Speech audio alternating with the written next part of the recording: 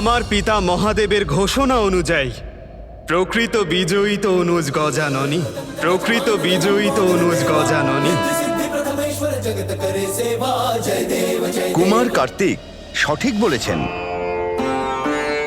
গজানন বল আর বুদ্ধি দুটোই ব্যবহার করেছেন।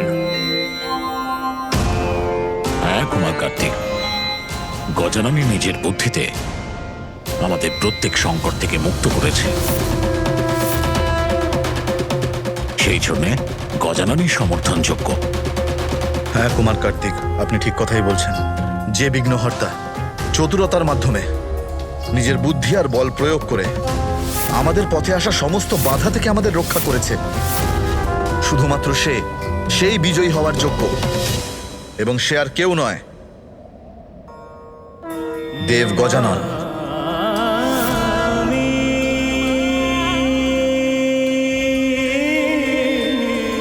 অর্থাৎ বিঘ্নহর্তা গজানন বিজয়ী হলেন, বিজয়ী হলেন, বিজয়ী হলেন।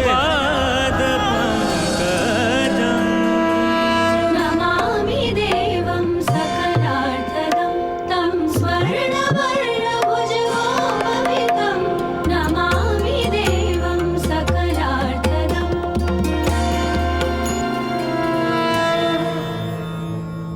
আজ থেকে পার্বতী নন্দন গজানন তার পরিচিতি শুধু এই নামেই আটকে থাকবে না, উনি আর একটি নাম প্রাপ্ত হবেন।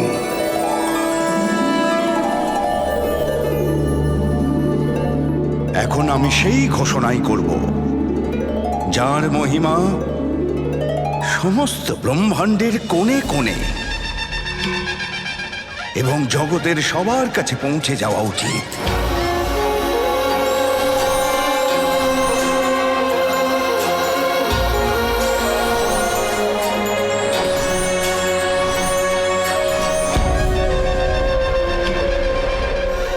দেবগণ, যক্ষগণ, গন্ধর্বগণ, কিন্নরগণ, আকাশগণ, পাতালগণ, ভূগণ, জলগণ, দীর্ঘগণ, লঘুগণ, পশু পক্ষী আর চরাচরের সমস্ত জীবগণ, সব গণের ইষ্ট দেবতা গজানন আজ থেকে হলেন গণেশ, হলেন গণেশ।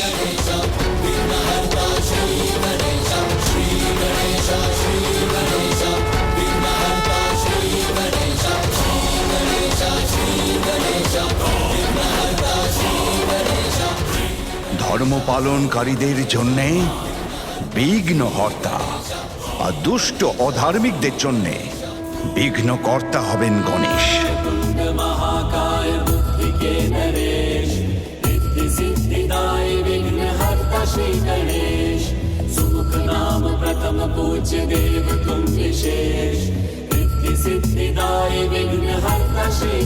গণেশ, বিঘ্নহর্তা গণেশ। এই জন্যে আজ থেকে এমন এক নববিধানের শুরু হবে যা যে কোনো শুভ কার্যের প্রারম্ভে অন্য দেবগণের পূজার আগে সর্বপ্রথম বিঘ্নহর্তা গণেশের পূজা অনিবার্য হবে। विघ्नेश्वराय वरदाय सुरप्रियाय लम्बोदराय सकलाय जगद्धिताय। যে কার্য প্রথম পূজ্য গণেশের আরাধনা দিয়ে শুরু হবে, যা এখন থেকে হবে আবশ্যিক। আজ আমি খুব গর্বিত যে গণেশ আজ তার প্রতিভার পরিচয় দিয়েছে। দেবতাদের সাথে সাথে সম্পূর্ণ জগতের মঙ্গলের জন্য কঠিন দায়িত্ব স্বীকার করেছে। বিঘ্নহর্তা প্রথম পূজ্য শ্রী গণেশের, বিঘ্নহর্তা প্রথম পূজ্য শ্রী গণেশের, বিঘ্নহর্তা প্রথম পূজ্য শ্রী গণেশের, বিঘ্নহর্তা প্রথম পূজ্য শ্রী গণেশের।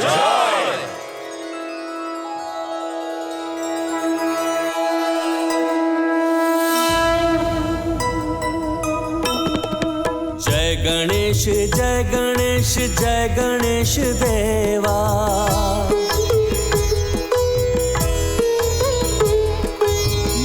जाकी पार्वती पिता महादेवा।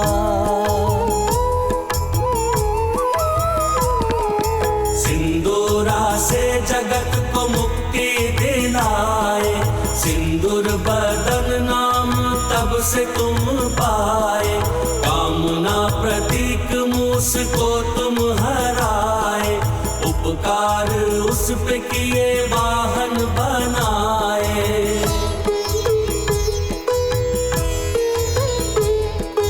माता पिता सर्वोपरि तुमने बताया, प्रथम पूज्य अधिकार युक्ति से पाया। विघ्न हरता भी तुम हो, विघ्न करता भी तुम, प्रथम पूज्य वंदन तुम्हारा करें हम। जय गणेश जय गणेश जय गणेश देवा, माता जाकी पार्वती पिता महादेवा। जय गणेश जय गणेश जय गणेश देवा, माता जाकी पार्वती पिता महादेवा। মাতা, আপনার পুত্র গজানন তো দেবতার পদ পূর্বেই লাভ করেছিলেন, কিন্তু আজ প্রথম পূজনীয় হয়ে আপনার প্রতিশ্রুতিও সার্থক করে দিলেন। নারায়ণ নারায়ণ। হ্যাঁ মাতা, আমি অত্যন্ত প্রসন্ন। অনুজ গজানন গণেশ শুধু নিজের যোগ্যতাই প্রমাণ করেনি, বরং এও প্রমাণ করেছে বল আর বুদ্ধি এই দুইয়েই সে সর্বশ্রেষ্ঠ। তোমার জয়, আমারও জয় গণেশ। সত্য তো এটাই দাদা যে আমার বিজয় শ্রেয় তো আসলে তুমি। আমি? সে কিভাবে? আমার আদর্শ তো তুমি দাদা। আমি তো সর্বদা তোমার পথ অনুসরণ করে তোমার মতোই হওয়ার চেষ্টা করে চলেছি।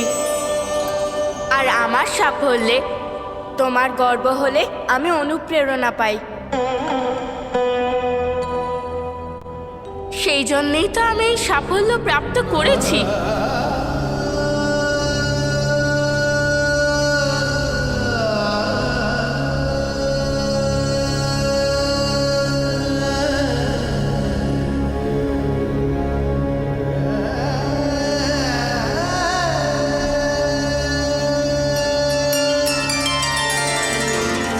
তোমাদের দুই ভাইয়ের মধ্যে সম্মান আর ভালোবাসা সর্বদা বজায় থাকুক, এইটাই আমার ইচ্ছে। আজ আমার দুই পুত্র এটা প্রমাণ করেছে যে তারা সর্বশ্রেষ্ঠ। আপনার দেওয়া শিক্ষা আর পিতার দেওয়া আশীর্বাদের জন্যই তো আমরা যোগ্য পুত্র হতে পেরেছি মাতা।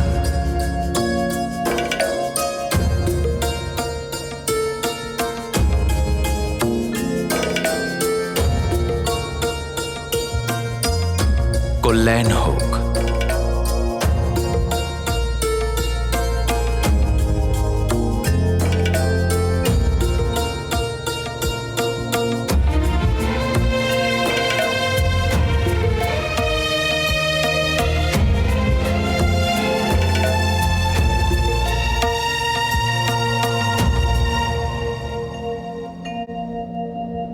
আমার ইচ্ছে তো করছে না মাতা, কিন্তু এখন আমার বিদায় নেবার সময় এসে গেছে, কারণ দক্ষিণে আমার কর্তব্য আমাকে ডাকছে। আমাকে অনুমতি দিন মাতা। কর্তব্যই তো সর্বদা সর্বোপরি হয় পুত্র।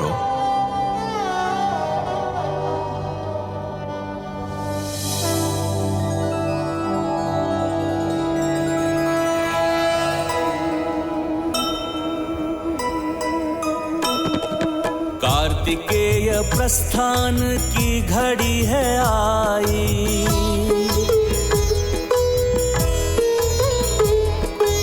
आज पुनः बिछड़ेंगे अनुरागी भाई।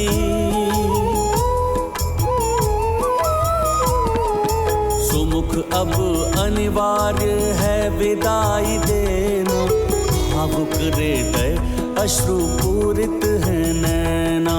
जय गणेश जय गणेश जय गणेश देवा, माता जाकी पार्वती पिता महादेवा।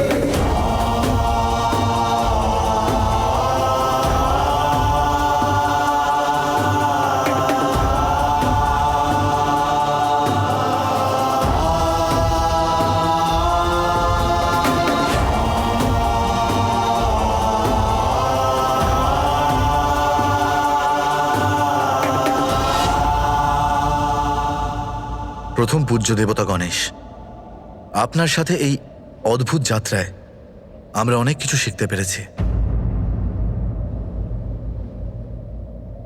এখন আমাদের প্রস্থান করবার সুযোগটা দিন প্রভু। এই যাত্রায় আপনাদের সঙ্গে থাকা তো আমার পরম সৌভাগ্য ছিল।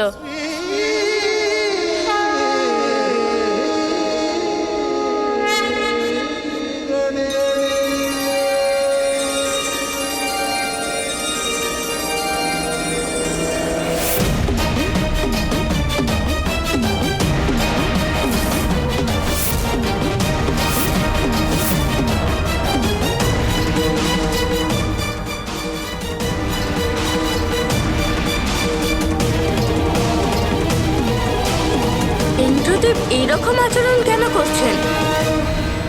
কি হলো দেবরাজ ইন্দ্র? আপনি সুস্থ আছেন তো?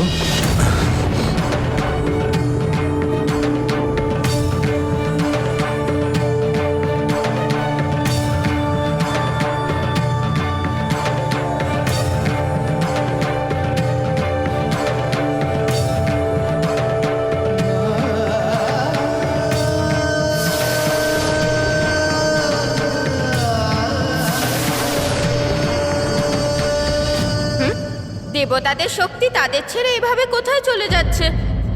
ত্রিদেব, মাতাগণ, এবার আমাকেও আজ্ঞা দিন।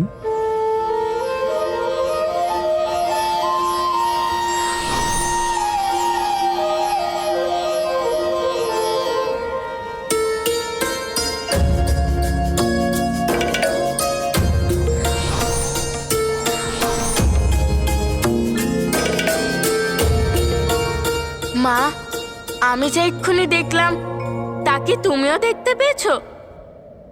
না পুত্র, আমি তো কিচ্ছু দেখতে পাইনি। যদি মা এটা না দেখে থাকে তাহলে মাকে ব্যর্থ চিন্তা করে নেওয়ার কোনো প্রয়োজন নেই। এটা কি ছিল সেটা যখন আমি পূর্ণরূপে জানতে পারবো তখনই আমি মাকে বলবো। পুত্র, মনে হচ্ছে তুমি ক্লান্ত হয়ে পড়েছ। তোমার একটু বিশ্রাম নেওয়া জরুরি।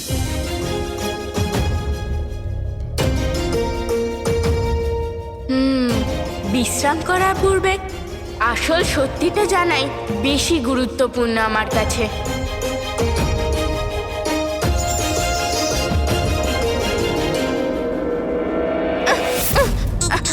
আরে,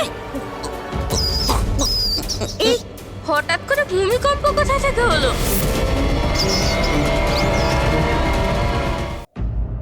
এই হঠাৎ করে ভূমিকম্প কোথা থেকে হলো?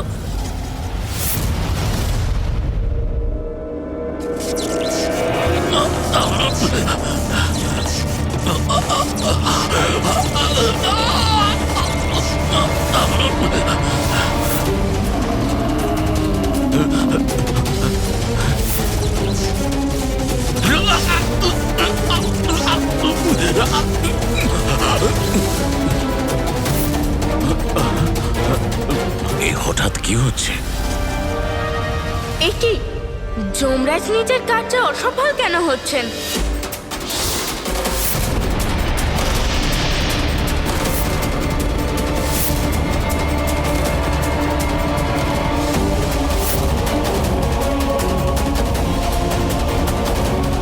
পবনদেবও নিজের কার্যে অসফল হচ্ছেন।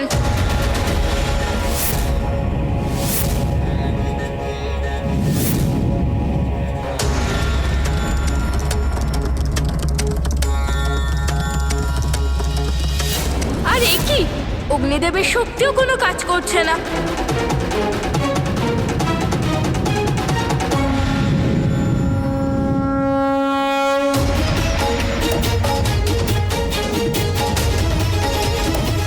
আমার শক্তি যজ্ঞের তেজ কেন বাড়াতে পারছে না? দেবতাদের শক্তি যেন কেউ হরণ করছে। জানি না ওনারা নিজেরা এটা বুঝতে পারছেন কি না। এটা কোন বিপদের সংকেত? আমাকে শীঘ্রই এর ভেতরে গোপন রহস্যকে ভেদ করতে হবে।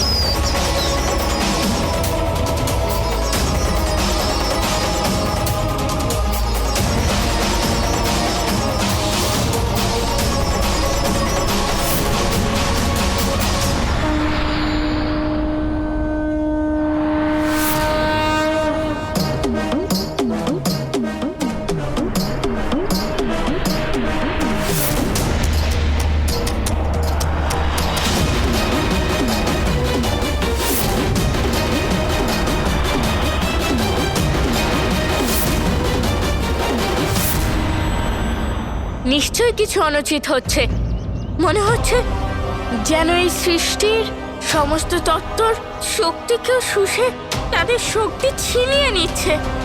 কিন্তু কোথায় বিলীন হচ্ছে এই তত্ত্ব? কোন দুষ্ট শক্তি এদেরকে নিজের দিকে টেনে নিচ্ছে?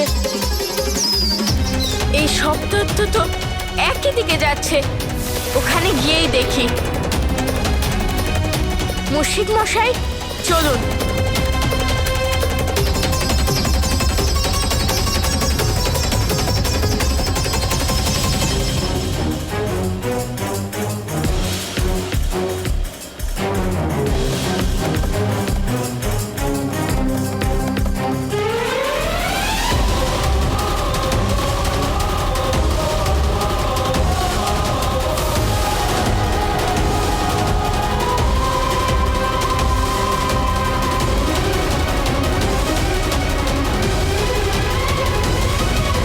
সে কি হতে পারে যে মহাসংকটের রচনা করছে? আমাকে তা জেনে শীঘ্রই তাকে আটকাতে হবে।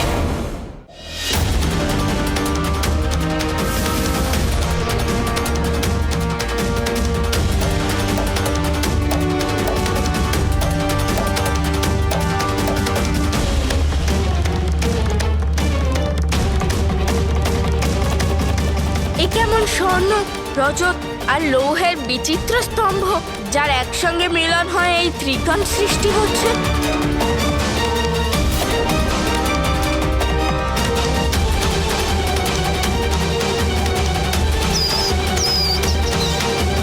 আরে,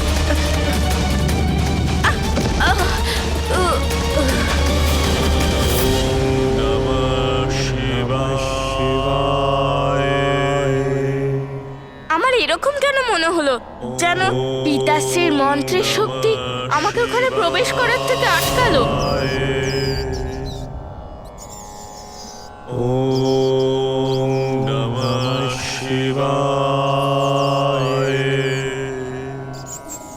এখানে কি সত্যি আমার পিতা মহাদেবের মন্ত্রের জপ হচ্ছে? কে ইনি যিনি পিতার মন্ত্রের দ্বারা আমাকে ওখানে যাওয়ার থেকে আটকাচ্ছে? আর এর পিছনে ওনার কি বা উদ্দেশ্য হতে পারে? যাই হোক না কেন, এ তো কোনো এক মহা বিপদের সংকেত। এর গভীরে পৌঁছানোর জন্য আমি আর দেরি করতে পারবো না। মনে হচ্ছে যেন কোনো এক বড় আসরিক শক্তির প্রভাবে কোনো এক অত্যন্ত ভয়ঙ্কর পরিকল্পনা করা হচ্ছে এখানে। আর শিব ভক্তির স্বরের জগনমও শুনতে পাচ্ছি আমি। অর্থাৎ পিতাশ্রী নিশ্চয়ই এই রহস্যের গাথা সম্পর্কে জানেন। ওনাকেই গিয়ে জিজ্ঞেস করি আমি।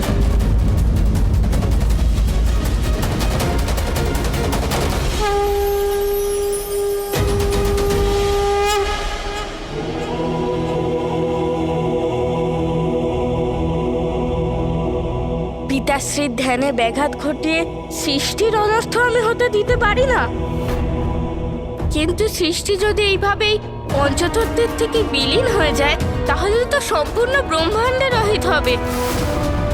তাহলে তো আমাকে শীঘ্রই এই সংকটের থেকে বাঁচার উপায় বের করতে হবে।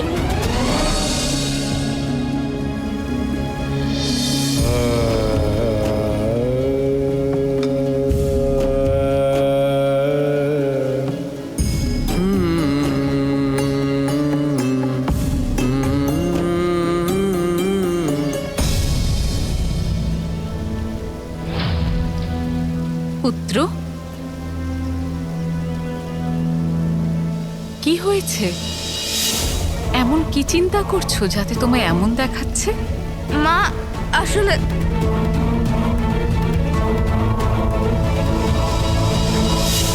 মনে যা আছে সেটা বলে দেওয়ায় অন্য কারোর সাথে নিজের সমস্যা ভাগ করে নিতে পারলে সমাধান অনেক সহজ হয়ে যায় পুত্র। মা, কিছু মুহূর্ত আগেই আমি এক রহস্য অনুভব করলাম। অন্তরিক্ষে এক বিচিত্র ত্রিকোণ আকারের স্থান, যার নিকটে যাওয়ার আমার প্রয়াস এক দৈব মন্ত্র শক্তি বিফল করছে বারবার।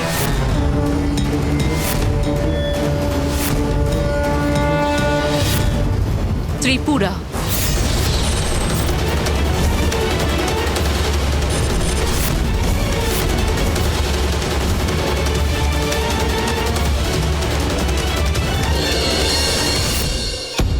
পদমর্যাদার সাথে সাথে ব্যক্তির দায়িত্বও বেড়ে যায়। সেই জন্য পদের মাহাত্ম্য আর দায়িত্বর ব্যাপারে জানা খুব আবশ্যক।